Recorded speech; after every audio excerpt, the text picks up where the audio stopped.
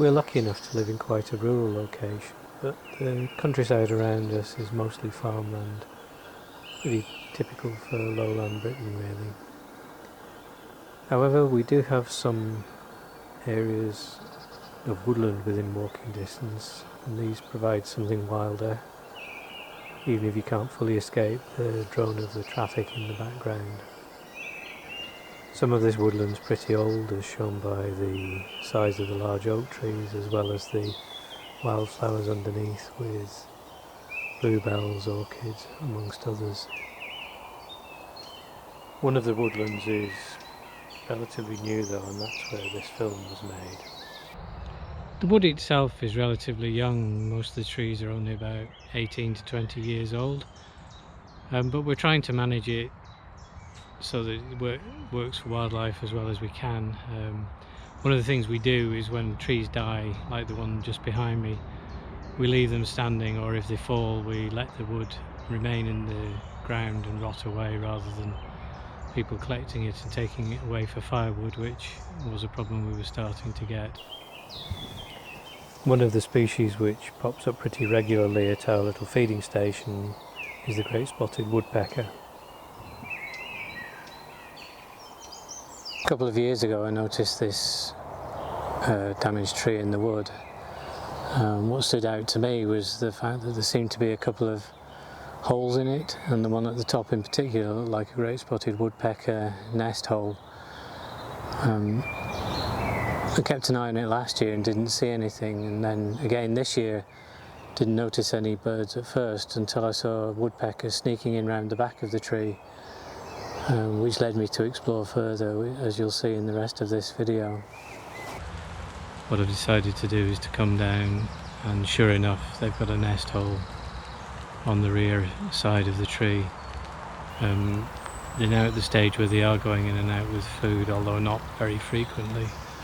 Clearly they have got young which have hatched, and I guess it won't be too long before we hear those incessant calls as the youngsters start demanding food on a regular basis.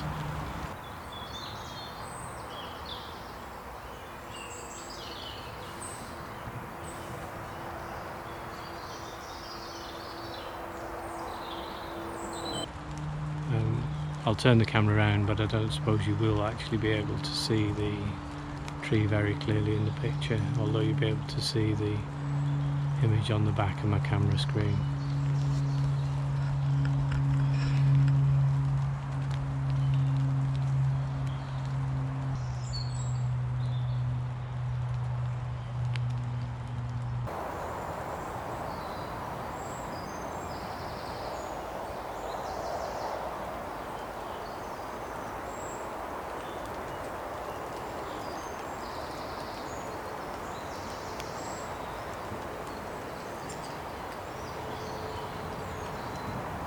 Although it's often quite quiet, you may sometimes be able to hear the incoming adult make a signal to the adult in the nest that it's time to swap over.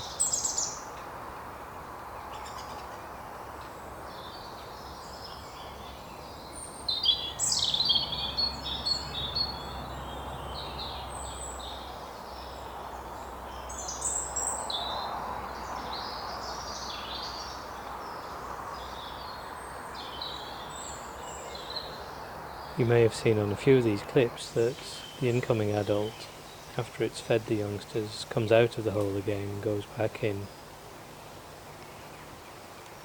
If you look into the hole when this adult goes in, you can see what a small space it is, with the adult's tail sticking up in front of the nest hole while it's feeding the youngsters.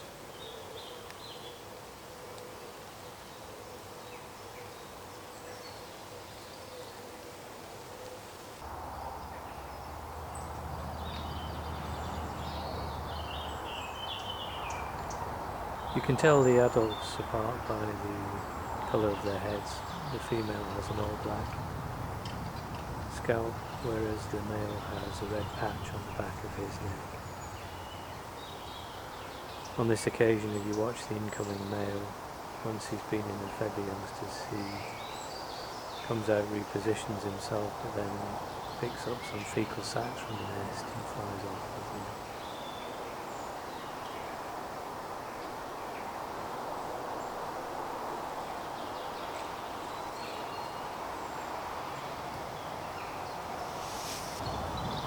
The adults brought in quite a range of different food for the youngsters.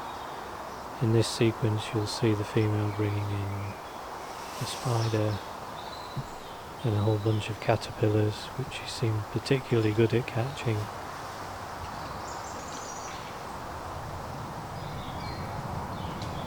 And finally some white grubs, presumably beetle larvae, that she's dug out from under the bark of the trees.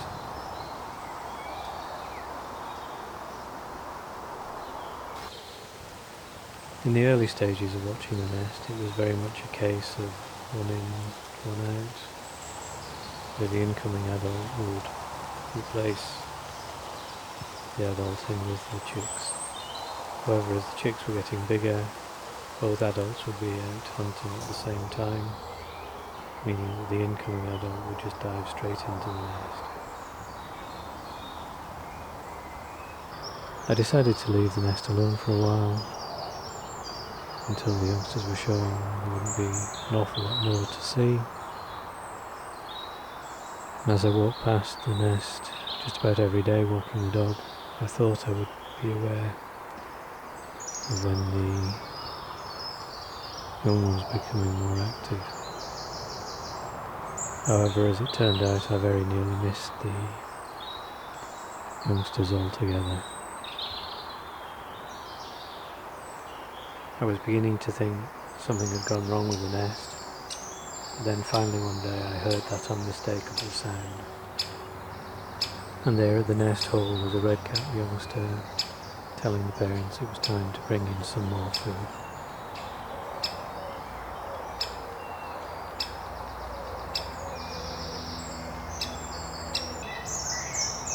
The first feed I actually filmed turned out to be very interesting.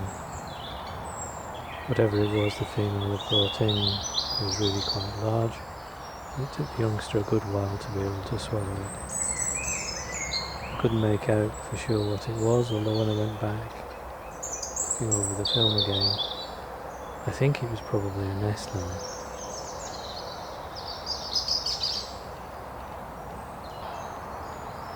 Even slowing it down and zooming in a bit, I still couldn't be sure, but that remains my best guess.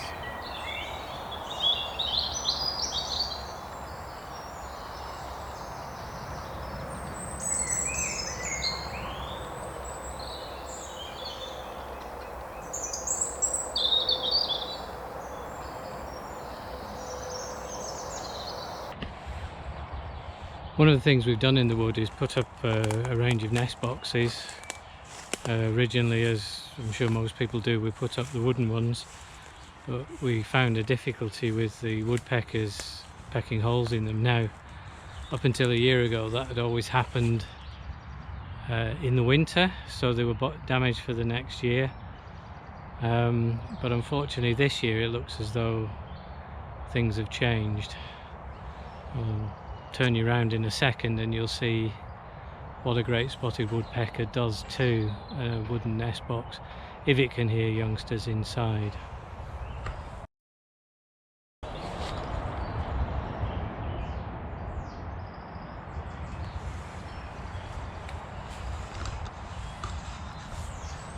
What you'll notice from that is that even though we've got the metal plate to guard the front entrance hole, the bird's gone in from the side of the box, almost certainly just above the level of the nest inside, so it's perfectly placed to get hold of the youngsters fledging, or before they're fledging. Because of the damage to the wooden nest boxes, we've changed over to these woodcrete boxes, and so far the great tits and blue tits seem quite happy to use them, as you can see in this couple of clips.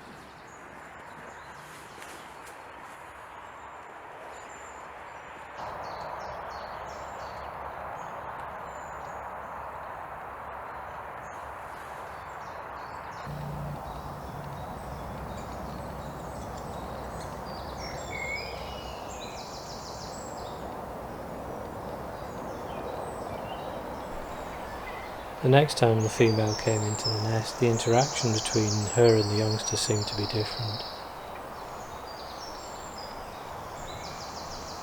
I thought at first she might be holding back because she was concerned about me being there, but by this stage I was quite well hidden, and she certainly wasn't acting as though she was particularly agitated from that point of view.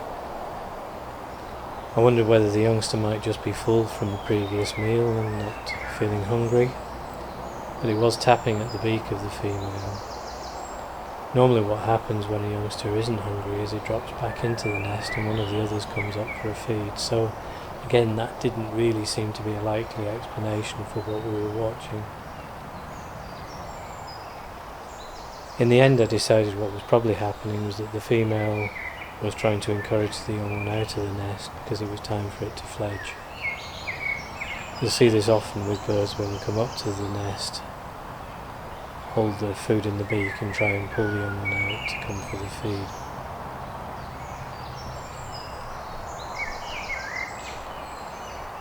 Even after the female had given up trying to tempt the young one out and eaten the food herself, she still hung around. So I was more and more convinced that this was an effort to get the young one to fledge.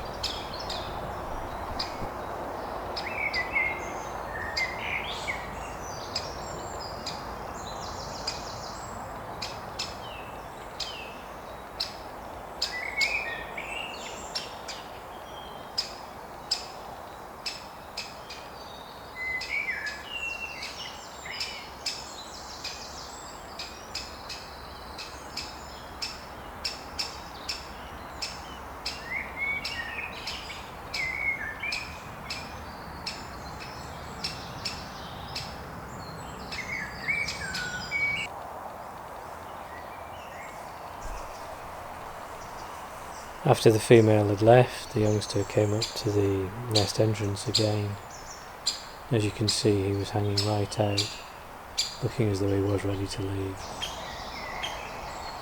Getting a bit bored with being there by himself, he started to play with some of the vegetation around the nest, but he still wasn't at the point where he was ready to go.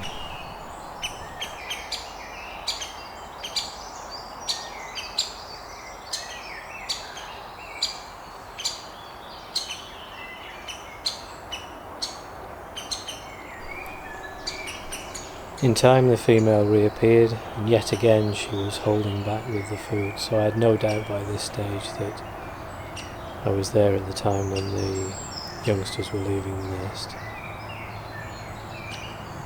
I filmed for a little while, but given the fact that the fledging didn't seem to be happening, I thought it was probably best to withdraw, just in case I was playing any part in the reason that the fledging wasn't taking place. I could always come back at a later stage and see what was happening.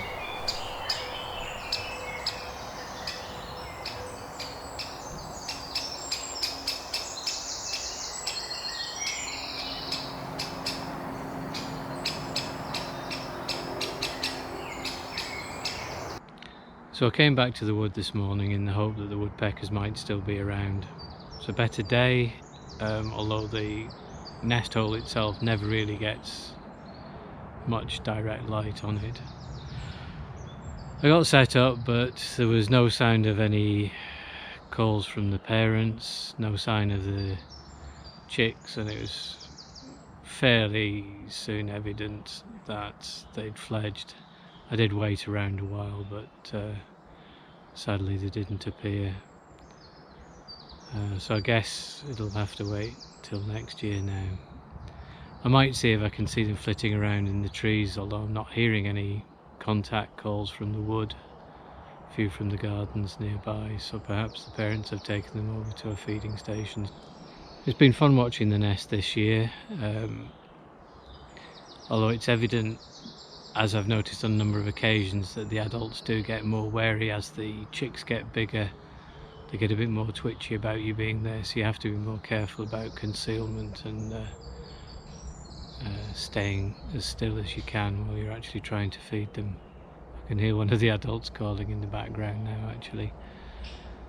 I do enjoy photographing the woodpeckers. It was a shame I didn't get a chance to take some more photographs at the nest hole while the adults were actually feeding the youngsters, but the light was just so poor it wasn't worthwhile.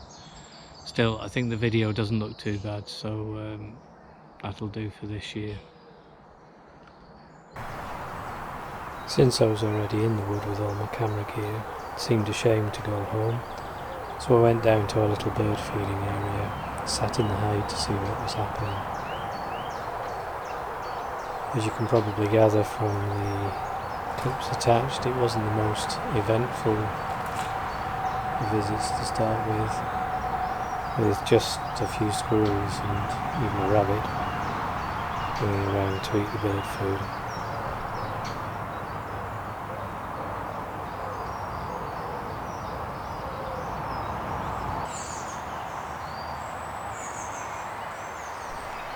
However, I should have been keeping my camera pointed at the drinking pool. Fortunately, the GoPro managed to capture the hawfinch that came in for a drink, but I didn't get it with the main video camera. It's only the second time I've seen a hawfinch in our little wood, and I cursed myself for missing it for the second time with the camera. However, I now knew where I was going to spend the next couple of mornings in the hope of seeing it again. Sadly, the hawfinch never reappeared, but there were some welcome visitors nonetheless, as the family of woodpeckers decided to come in, male and female, accompanied by 3 youngsters.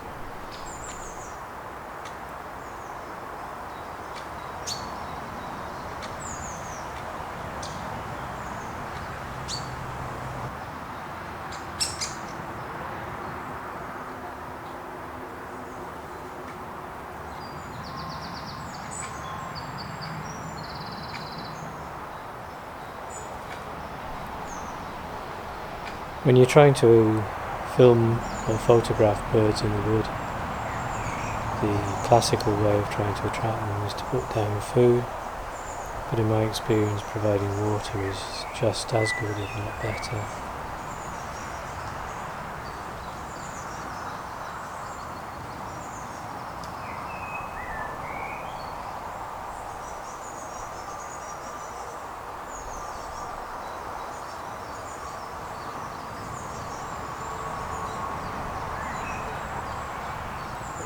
It was fun watching the youngsters fresh out of the nest,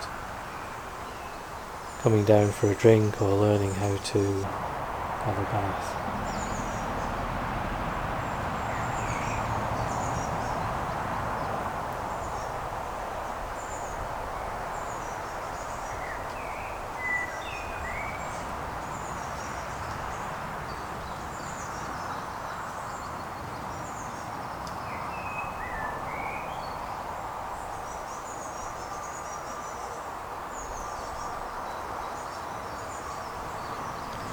Although the video from the main camera is clearly better, I do quite like the shots that the GoPro captures. This is a second sequence using the perspective from the GoPro.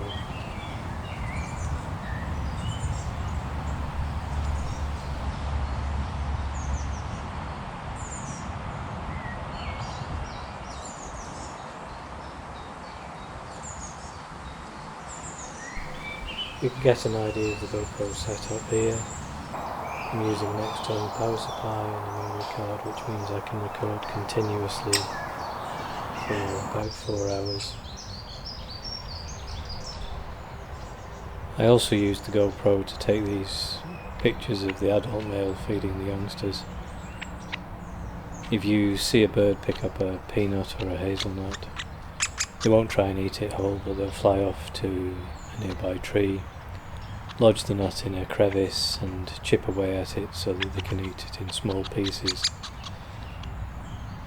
With this particular tree, the woodpeckers have actually carved 2 small holes in the tree which they use to lodge the nuts in, and you can see them then passing the chips on to the youngsters.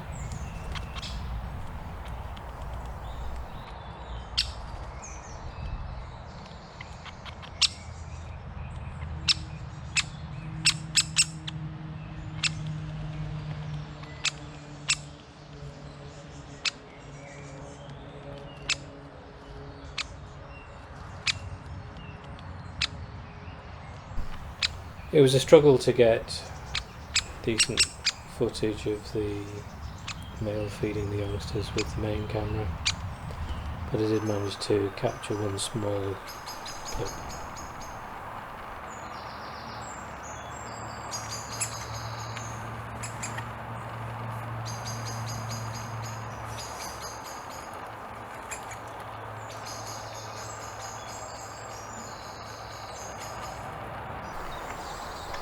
So that's us at the end of this year's story about the Woodpecker family.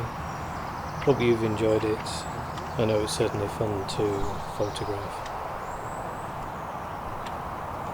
As I said earlier, I didn't really take many still photographs on this occasion, but I have included a few shots just to finish the video.